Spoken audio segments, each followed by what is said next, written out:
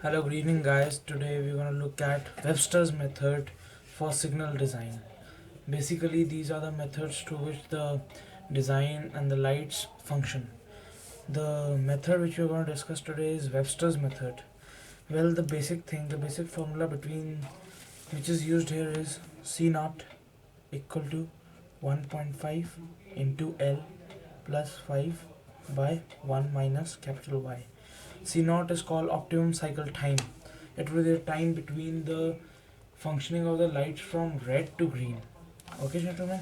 So the first variable which we see here is capital L.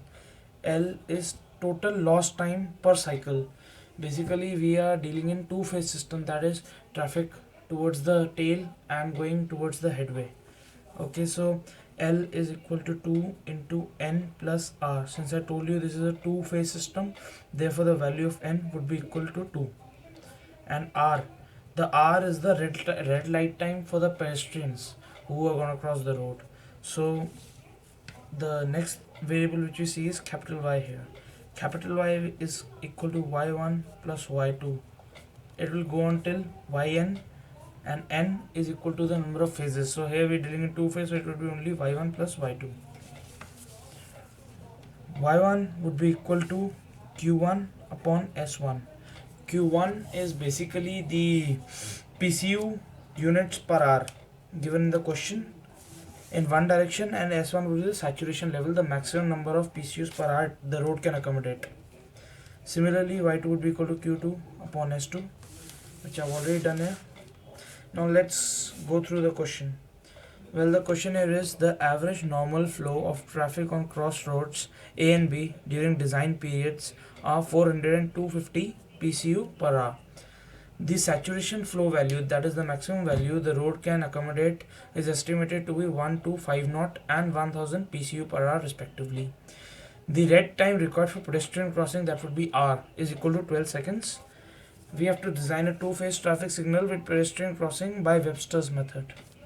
So basically we have to first write what we all have, that is Q1 400 PCU per hour, S1 is the saturation for the one way, that is 1250 PCU per hour, Q2 from the other side 250 PCU per hour is the recorded time for 15 minutes interval, and S2 is the saturation, that is 1000 PCU per hour.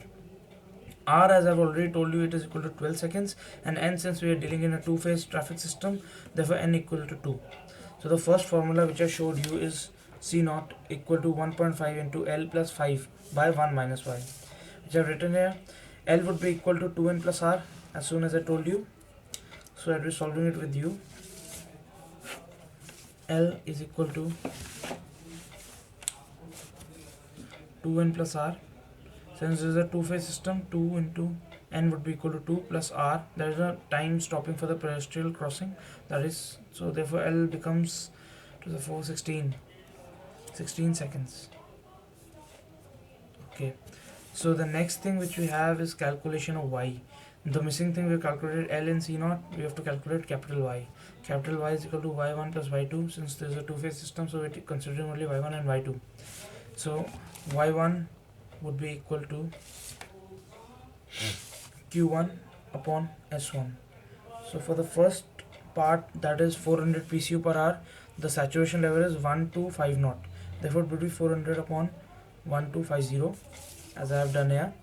It will come out to be 8 upon 25, and for the second direction it would be 250 upon 1000, that would be 1 upon 4. So the calculated Y would be 57 upon 100.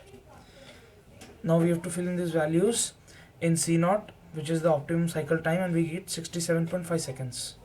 Great.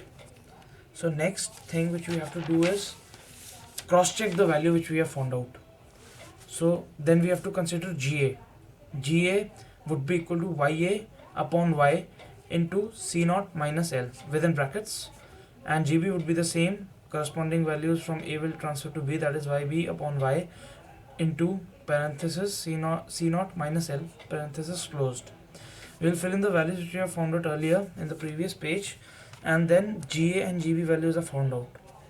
That would be 28.91 and 22.6 seconds. Now we have to calculate G naught. G naught is basically, it should match with the value of C0 which we have found out in the previous page. If these two values match, that means the calculation which we have done is almost right.